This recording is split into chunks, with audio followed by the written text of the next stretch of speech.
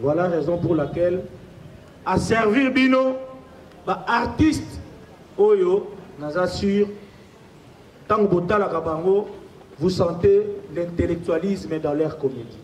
Est-ce que vous pouvez applaudir très très fort pour M. Mars Kadiombo à la vidéo?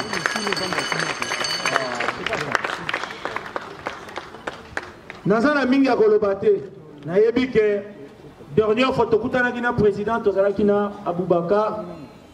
Abi Singalo lui, ça c'est toi tu dois retourner dans mon groupe. Toi tu n'as pas encore fini ta formation. Nabi président, ngai na si sa formation ta lui, yo faut y en a formé yo. Biloko zo ça c'est bien mais tu vois hein?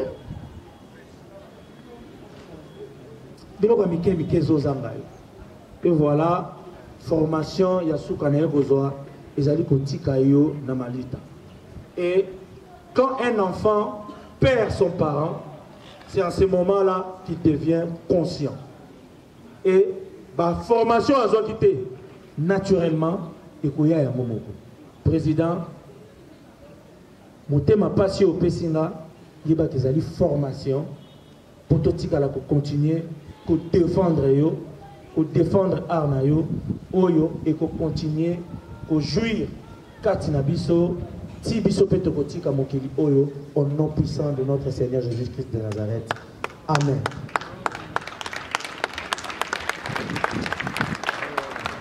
Merci beaucoup.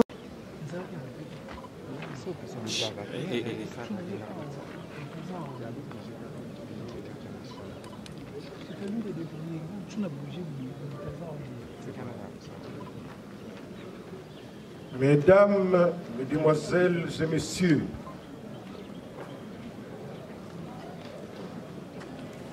qui l'eût cru qu'en cette date, notre collègue Mars Kadiombo allait nous dire au revoir et pour toujours, alors que sa famille biologique, artistique, ainsi que tout le pays avait encore grandement besoin de lui.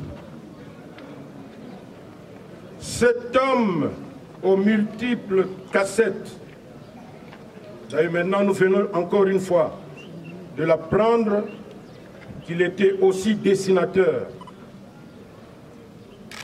artiste comédien, réalisateur, cinéaste, encadreur culturel, juriste, enseignant, analyste sociopolitique, etc. Il a pu éclore, comme il se doit, les différents talents que Dieu a placés en lui. Particulièrement celui d'artiste comédien, ce qui l'a rendu très célèbre. D'ailleurs, la solennité de la cérémonie d'aujourd'hui est entre autres due à cela. Assidu praticien de l'art dramatique et du cinéma congolais, Mars Kadiombo a combattu pour la transformation positive de la population congolaise vers le bien, le beau et le vrai. Bref, un peintre moralisateur, conscientisateur, surtout en cette période particulière de reconstruction de notre pays. Mars Kadiombo est donc de ceux qui ont valorisé le métier d'artiste comédien. Et ensemble avec nous, pour l'amélioration de nos conditions socio-professionnelles. À lutte continua, comme disent les révolutionnaires, nous osons croire que la présente législature ne manquera pas, dans sa prochaine session parlementaire du mois de septembre prochain, de voter une loi sur la politique culturelle spécifiant le statut de l'artiste congolais. Encore une fois, bravo à l'artiste et chers collègues. Que la terre de nos ancêtres vous soit douce et légère. L'Association nationale de théâtre populaire et cinéma ANTPC, la grande association qui réunit les artistes comédiens congolais, ne vous oubliera jamais. Nous ne pouvons pas terminer notre mot sans remercier nos collègues artistes comédiens venus du Grand Katanga. Encore une fois, merci. Merci beaucoup. Est-ce qu'on peut applaudir très fort pour ce mot de circonstance prononcé par le président national de l'Association nationale du théâtre populaire et cinéma, Son Excellence, Monsieur l'ambassadeur de la paix, Ndungi Mambimbi, Masumu Debrende.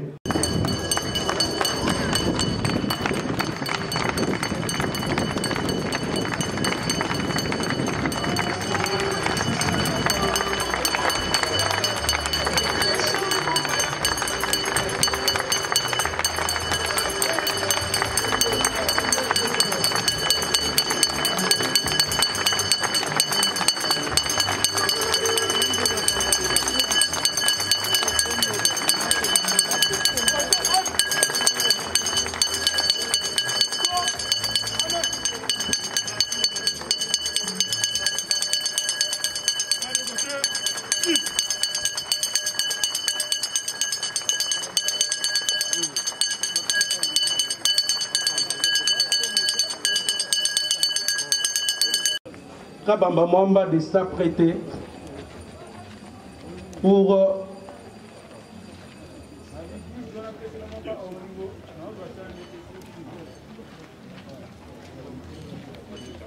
navandaka na Allemagne nayaki na makambo ebele ya kosala awa mais ndeko na biso azalaki moteur na biso andako instruire biso makambo ebele ya mboka tosolaka na ba téléphone mingi tanto kaka sango na ye sangame passe mingi voilà tokotika eleka bongo te tona ba relation moi mingi ba idée ba vision ebele na ye tosala ensemble bon si tina ye awa nende na okanisa na mémoire na ye. Mais par rapport à d'infos au Tambolaki partout dans le monde, vous pouvez informer que Papa Kadiombo a été assassiné? Oui, vous savez, dans mon cas, il y a beaucoup de spéculations par-ci par-là. Jusque-là, nanto yebi résultat parce que ceux qui m'ont accoufi, basta la autopsie, basta mambe belé les kakawana. Ceux qui ont eu le résultat, ils ont déterminé que Akufeli na nini. Mais jusque-là, il y a trop de spéculations. Ouais. La spéculation peut être vraie, comme peut être le mais tu as vu qu'il y a des gens qui ont sala et même à un niveau moko boyepé, à quoi y a peine à bambeba ndengwana. Voilà. Mais par rapport à la relation avec Papa Kadiombo, vous avez déjà temps? Oui, tout ça qui m'a temps est belé, mais il y a des amis qui étaient. Comment on appelle les Congo au Congolais? Papa, vous pouvez expliquer pourquoi les Congo au Congolais? Pour Yango et Memi, Papa Kadiombo na liwa. Voilà, ok. Mouvement Nabiso est à Asbel, comme on a les Congo congolais. Tout le monde travaille dans Yango pour na Kosungamboka Nabiso, pour na bonheur Amboka Nabiso. Quand nous disons les Congo congolais, nous visons tout d'abord le peuple congolais. Alors, quand nous visons le peuple congolais, les peuples congolais sont dans la carte de Mboka Nabiso, Congo, Libanda, l'opposition congolais. Et là, tu vis vraiment dans Mboka Nabiso, tu vis bien en Mboka Oyo, pour un vrai Congolais, c'est moins difficile pendant un certain temps. Alors, tu as une initiative qui sont les vrais Congolais, tous à la Bolam, Mboka Nabiso. Et yangonde musado wanda kosala mingi na biso na kati ya diaspora pona ko instruire ba congolais ko yebisa bango ke mboka oya mboka na biso il faut tozonga na mboka na biso to ko tonga mboka na biso to kotikela ba payate. Je crois message wana et déranger pe ba moi ba payape moi mingi mais to visa ki pena mutute to visa ki penza ka peuple congolais a telema atonga mboka na ye yango biso na kati ya lisanga na biso le Congo congolais tozo senga na bato nyonso tu batelema po totonga mboka na biso asbel na biso ezali asbel ya ba congolais nyonso ezali biso botemba journaliste awa boza na kati ya asbel na biso eloko ezanga na biso nyonso ezaka tosaka ba formalité ndenge ça va asbel mais tous les journalistes tous les partis politiques toutes les associations du monde oyo ya ba congolais eza na kati na biso na le Congo au congolais. Siège na bino na capitale eza. Siège na biso eza na commune na Kalamo na Mateba 21. Oui, tout ko inaugurer kala mingi te yana bi tokoma awa pona to assister na cérémonie. Regard ya bitumba oyo bozana ngo lelo ba menace eza mwa mingi lelo tomoni ndeko kadi ombati biso na ebité liwa na ye ezo bangi sabino te que prochainement ba misusu balanda to pour que combat na bino e aboutir. Biso tozo landa idéologie ya papa na biso Etienne Tshisekedi wa Mulumba. Papa na instruit biso makambo ebele na motu pona mboka to banga eloko te. So to sauver mboka to banga eloko te. Mboka nso bomona biso bana mboka bapaya ngana uti Allemagne balma pe bakufa pona mboka na bango. Oui bi histoire wandenge leka ba français bakufa pe pona mboka na bango. Pona to banga mboka ya mboka na biso bakoko batikela biso mabele na biso. Pona ko défendre mboka so foto banga likambo. Oye koya eya.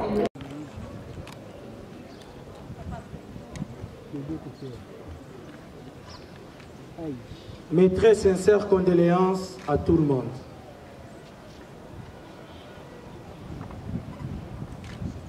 Président Mars Kadiombo, biso toyebaki en 1997 après entrée à AFDEL.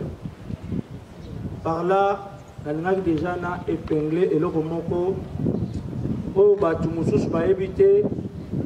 Peut-être Bazo Kanissa, président Kadiombo a embrassé politique lobby out. Michel Toyeba qui est d'abord en tant que politicien et puis quand on s'est présenté à l'époque on avait un groupe amateur qui s'appelait Bagaza à la paroisse Saint-François des Salles à Kintambo. Il s'est promené amoni ba jeune moko bazali ko sala théâtre na bango na lolenge na bango pe azubiso groupe wana mobimba Bagaza a komisi yango groupe Kadio.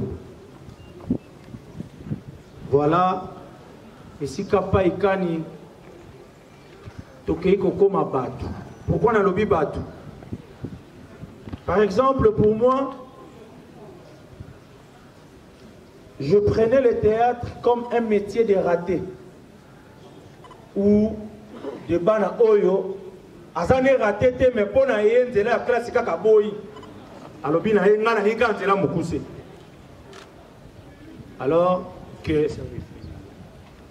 nzela mukuse otokimi pona ko boya ko kende classe mulai to nzela otoponi poto mimoni inutile na société tala eke kokome la biso lisusu école.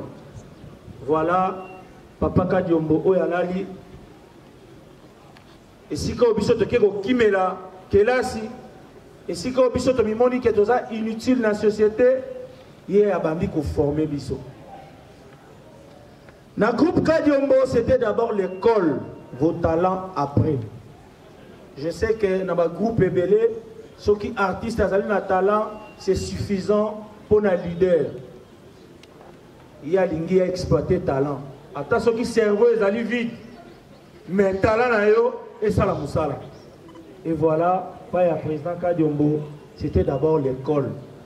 C'est pour ma première fois dans ma vie et l'unique seule fois on a mona dans un groupe de théâtre. Bakabola batuna deux groupes. Bazoba na bato mayele. Sala effort ola kisana président qui okomi mayele pour oleka côté ya bato mayele.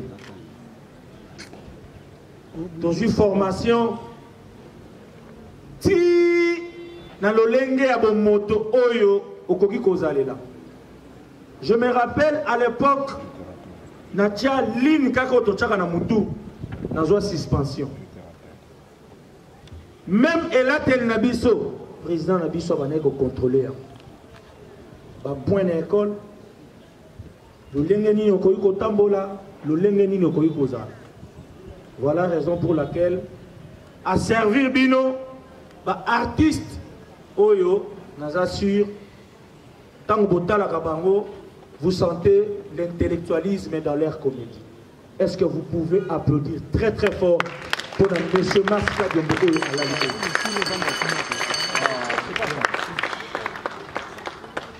Nazana Minga Golobate, Nayebi ke dernière photo Kutana Gina président Tozala Kina Aboubakar, Abi Singalo lui.